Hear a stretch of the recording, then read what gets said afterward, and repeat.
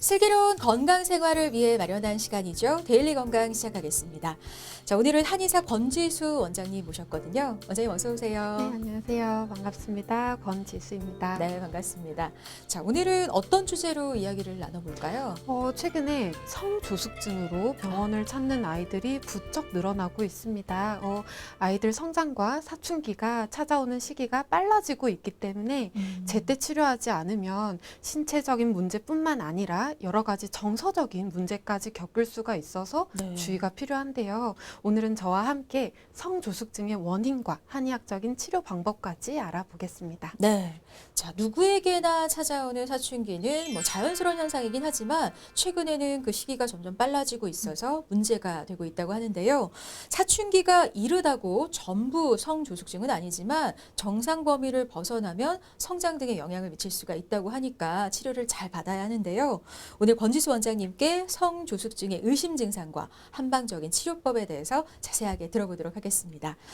자, 먼저 성조숙증 얘기를 많이 들어보긴 했지만 정확히 어떤 증상이 나타나는 질환인지 모르는 분들도 많이 계신 것 그렇죠. 같아요. 네네. 자세하게 설명 좀 부탁드릴게요. 성조숙증은 사춘기가 일반 아이들보다 빨리 시작하는 경우를 말합니다.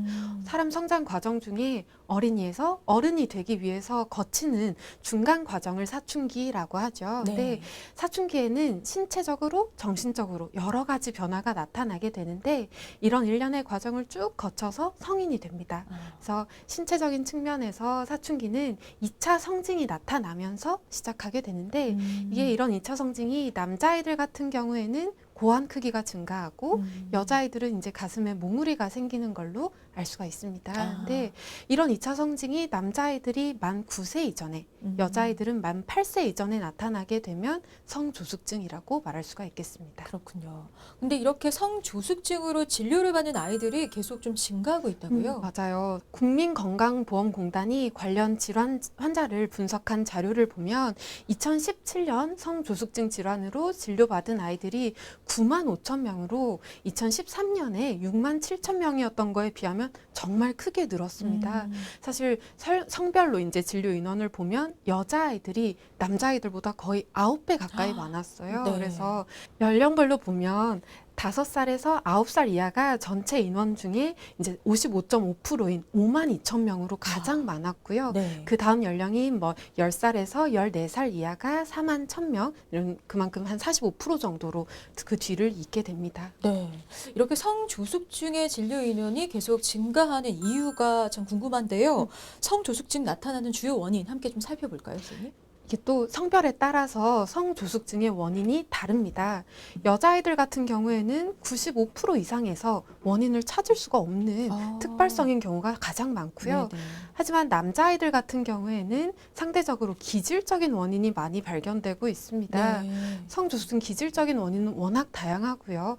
예를 들어 뇌에서 종양이 발견되거나 중추신경계에서 각종 이상이 발견되는 경우가 있겠고요.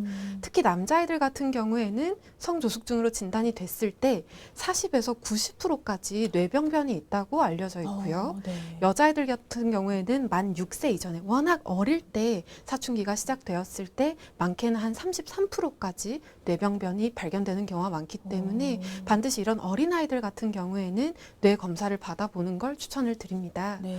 그 외에 이제 성호르몬을 분비하는 이제 난소, 고환, 부신의 병변이 있을 때도 성조숙증이 발생할 수 있고요. 이제 장기간 갑상선에 호르몬 문제가 있을 때도 그 원인이 될 수가 있습니다. 그렇군요.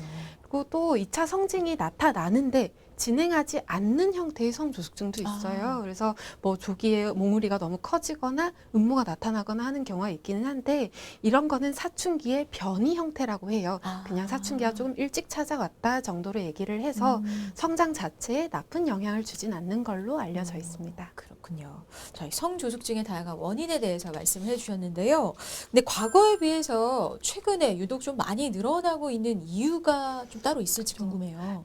그래서 1순위로 환경 오염을 들 수가 있겠죠. 너무 네. 잘 아시겠지만 거기에 식생활이 변하면서 아이들이 비만이 많아지고 가족력 이런 게 다 원인으로 지목이 되는데 여자아이들이 남자아이들보다 많은 이유는 여성 호르몬과 비슷한 환경 호르몬이 요새 너무 많이 발견이 되고 있고 또 지방세포가 아이가 여성 호르몬을 분비하기 때문이라고 분석이 되고 있어요. 네.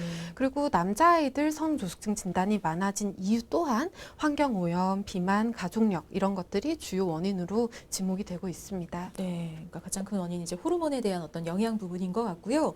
그 외에 또 어떤 원인이 있을까요? 너무 잘 아시겠지만 스트레스입니다. 아, 네. 아이들도 스트레스. 그렇죠. 예전에 비해서 요즘 아이들이 확실히 스트레스를 많이 받고 있고 아시겠지만 정말 할 것도 많기 때문에 네. 스트레스가 점점 더 누적되고 증가하고 있는 추세거든요. 그리고 아무래도 우리 어렸을 때보다는 성적인 환경에도 더 일찍 노출이 되는 네. 경우가 많기 때문에 성조숙증의 원인이 충분히 될 수 있습니다. 왜냐하면 그렇군요. 성적 자극을 자주 받으면 뇌신경이 자극되기 때문에 아. 호르몬 분비에 직접 영향을 줄 수가 있게 됩니다. 그렇군요. 그러니까 스트레스도 그렇고 성적인 환경에 자주 노출되는 것도 문제가 되는 것 같고요. 그리고 또 비만과도 연관이 있다고 하셨는데 그 부분도 좀 자세히 설명해 주세요.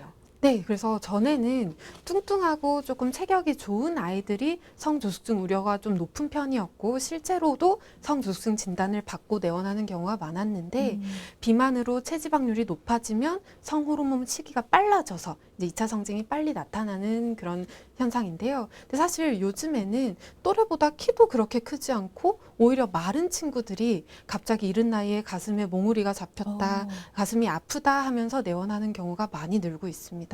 그렇군요. 자, 그러니까 이런 모든 요인들이 좀 복합적으로 작용을 해서 성조숙증으로 진단받는 아이들이 많아지고 있다는 뜻일 텐데요. 근데 앞서 잠깐 언급을 해주셨지만 유전적인 영향도 좀 궁금해요. 성조숙증이 유전적인 영향, 가족력 영향을 받을 수 있는 건가요? 그렇죠. 이게 사춘기와 생리 시작 시기는 유전적인 요인, 환경적인 요인에 의해서 결정이 되는데요.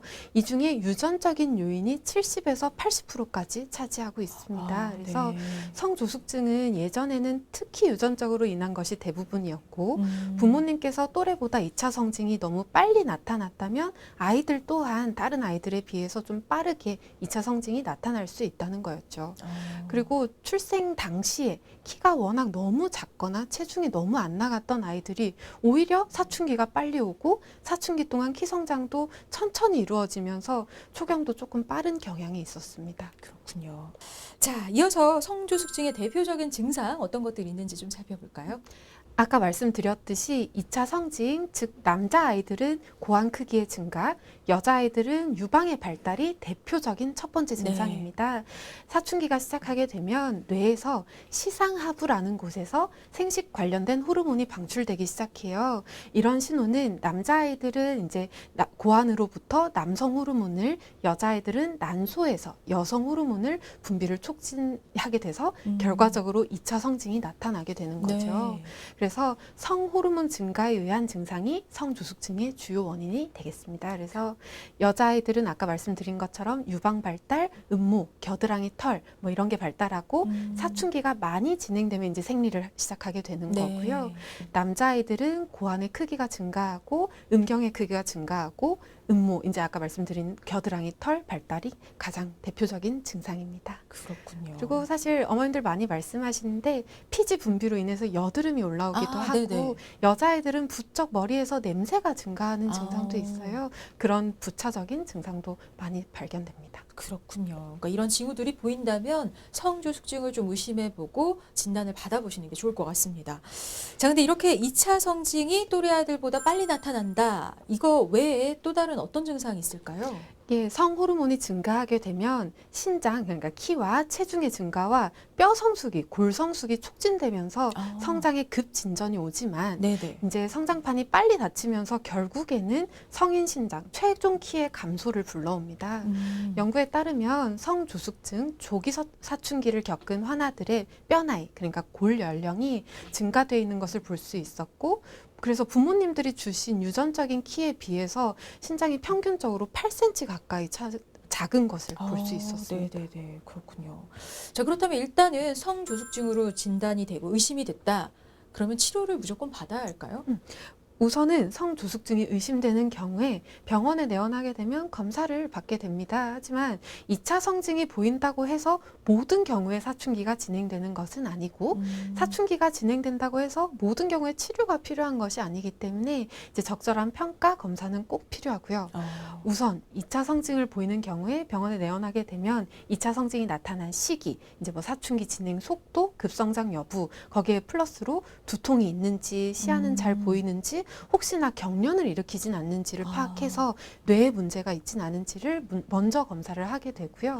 네. 또 이제 부모님이나 형제 사춘기가 이제 언제 발현됐는지 그런 가족력, 그다음에 어렸을 때 알았던 질환에 대해서도 평가를 하게 됩니다. 이제 신체 진찰을 통해서 뭐 키, 체중 아니면 뭐 비만도가 있는지 사춘기 단계가 어떤지를 다 평가하게 되는 거고 이런 단계를 거쳐서 진짜로 성조숙증이 의심될 경우에 그때 이제 비로소 검사를 진행하게 됩니다. 그렇군요. 그럼 정확한 진단을 받기 위해서는 어떤 검사가 이루어질까요?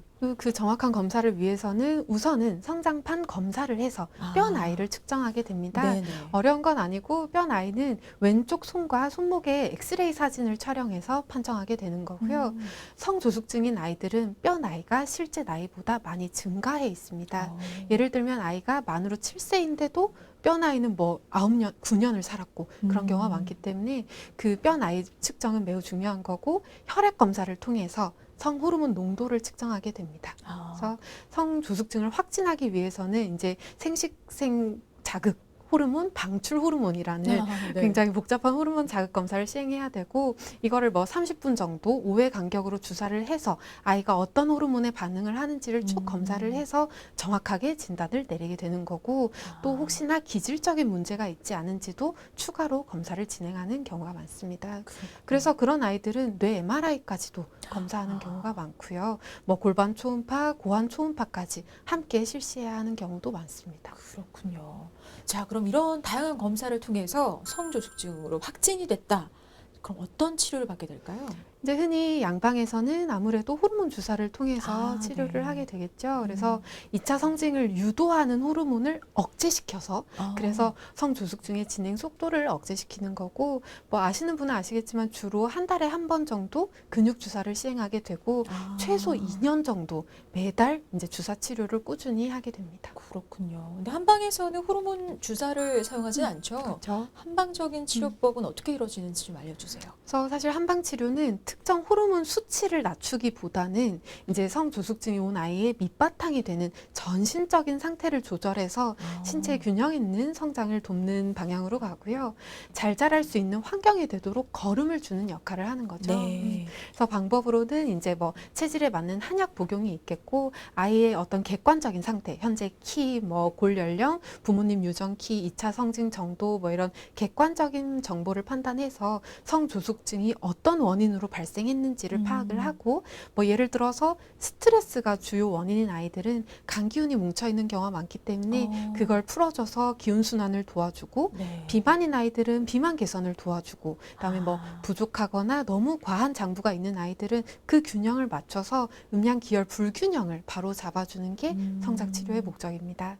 그리고 뭐 예를 들어 키가 잘 안 크는 아이들 같은 경우에는 최대한 잘 자랄 수 있게 성장 혈자리를 자극시키는 침 치료도 들어가고요. 뭐 예를 들어 복부에 지방이 많은 아이들은 복부 지방 분해침 치료를 하는 경우도 있고 그리고 요새는 보험이 많이 돼서 쉽게 접하실 수 있는 추나 치료도 이제 아이들 워낙 여자아이들 같은 경우에는 척추 측만증이 있는 경우도 많기 네네. 때문에 척추를 교정시키면서 성장에 굉장히 도움을 많이 줄 수 있습니다. 그렇군요. 자, 그렇다면 계속해서 한방 치료만의 어떤 장점을 좀 알아볼까요? 이게 현재 다양한 이제 성조숙증 임상 사례들에서 한방 치료 후에 유방의 크기가 감소하고 호르몬 농도가 감소하고 골 연령이 증가하는 것도 조금 막아줄 수 있는 객관적인 연구 결과들이 논문으로도 나오고 있어요. 근데 한방 치료는 자연스럽게 근본적인 원인을 개선하면서 부작용이 없이 성장할 수 있게 해준다는 게 가장 큰 장점이고요. 성장의 근본을 바로 잡아간다는 점에 있어서 한방 성조숙 성장 치료는 그 의미가 굉장히 특별하죠. 그렇군요. 그래서 아이가 사춘기가 이르게 오든 보통 아이들과 비슷하게 오든 사춘기가 오기 시작하면 키 체중이 2차적으로 급성장을 할 수가 있는데 이때 최대한 키 성장은 도와주면서도 2차 성징 변화 속도가 너무 빠르지 않게 조절을 도와줄 수가 있겠고요. 사실 그리고 뭐 성조숙을 떠나서도 그 문제뿐만이 아니라 아이가 워낙 소화기가 약하거나 뭐 변비기가 있거나 요새 많은 비염, 뭐 아토피 네. 그런 알레르기 질환까지도 같이 도와줄 수가 있겠고요. 집중력 저하 때문에 뭐 학업에 지장이 있는 아이들 같은 경우 뭐 그런 식으로 아이들의 전반적인 불편한 부분까지도 개선해 줄 수가 있기 때문에 어머님들께서 더 좋아하시는 경우도 많고 네. 성장세도 더 좋아지면서 건강하게 학교 생활을 더 잘할 수 있겠습니다. 그렇군요. 말씀을 쭉 듣다 보니까 성조숙증은 환경적인 요인 무시할 수 없겠다라는 생각이 드는데요. 마지막으로 성조숙증 좀 예방할 수 있는 방법 있으면 알려주세요. 일단은 건강한 생활 습관을 만들어주는 게 가장 중요합니다. 너무 쉬우면서도 어려운 얘기죠. 이게 네.